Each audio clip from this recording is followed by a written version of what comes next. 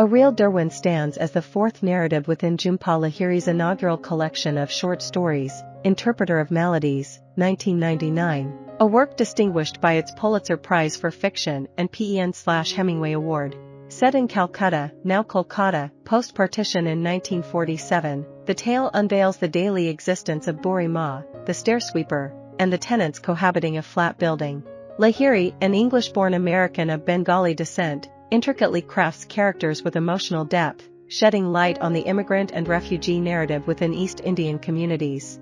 Through a third-person narrative lens, Boori Ma emerges as the central figure, toiling as the custodian of a modest dwelling in a less privileged neighborhood.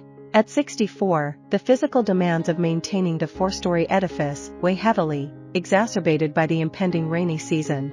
Despite her age and physical limitations, Boori Ma diligently fulfills myriad responsibilities beyond sweeping, adeptly summoning rickshaws and warding off unwanted intruders.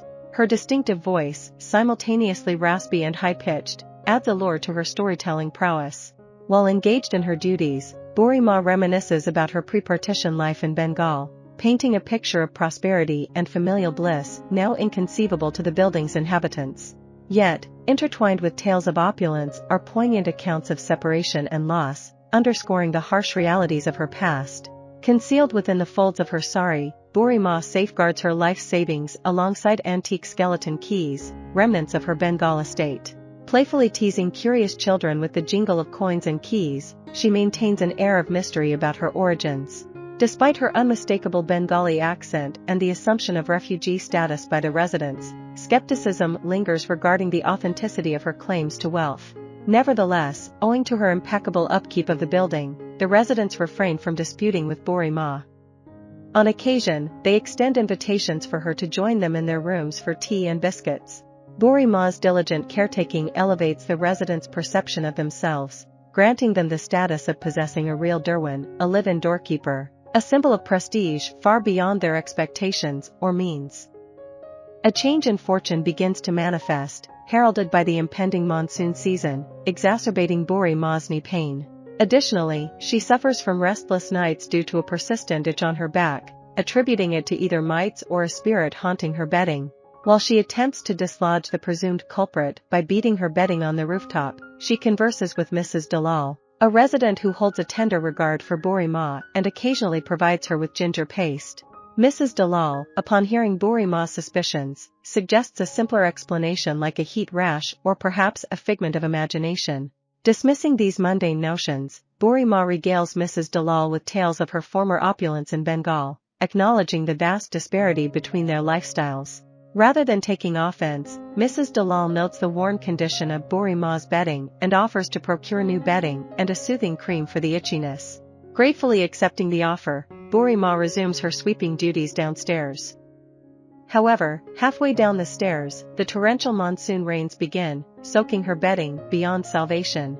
Forced to spend the night at the stairwell's base on newspapers, Boori Ma's misfortune contrasts with Mr. Dalal's return from work, announcing a promotion and the acquisition of 2 water basins, one for their private use and another for communal sharing among the residents. Initially hesitant, Mrs. Dalal eventually embraces the idea, sparking envy among the other women in the building as they queue to utilize the shared basin, while Mrs. Dalal enjoys the newfound luxury of her private one. Among the women in the building, a brief flurry of rumors arises, concocting tales of the Dalal's lavish indulgences, luxurious cooking ingredients, extravagant saris, and other outlandish extravagances. Yet, their envy transforms into determination, prompting them to embark on their own building enhancements. Departing for a vacation, the Dalals have yet to replace Boori Ma's bedding, though Mrs. Dalal assures her of bringing back a special blanket. Meanwhile, renovations in the building persist, with the influx of workers forcing Boori Ma from her usual spot at the base of the stairs, compelling her to seek refuge on the rooftop with her newspapers for a makeshift bed. With the constant bustle and overcrowding, she relinquishes her stair-sweeping duties, venturing into the neighborhood amidst the very people she once kept at bay.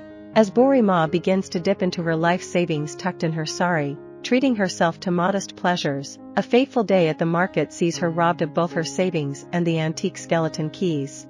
Returning to the building, she finds it ransacked, a burglary occurring in her absence, with the stolen item being the basin Mr. Dalal had installed. Blaming Boori Ma for collusion, the residents unleash a barrage of accusations, forming a mob to condemn her without engaging in dialogue. Boori Ma, pleading her innocence, alters her refrain from "believe me, don't believe me" to a desperate "believe me, believe me." Seeking counsel from Mr. Chatterjee, an elder resident, he remarks on Boori Ma's perpetual deception, likening her words to mouth filled with ash.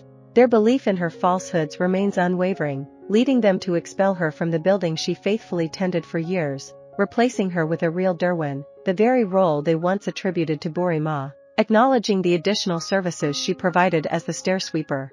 I hope you enjoyed this video. Leave a like if you did and be sure to subscribe. Thank you.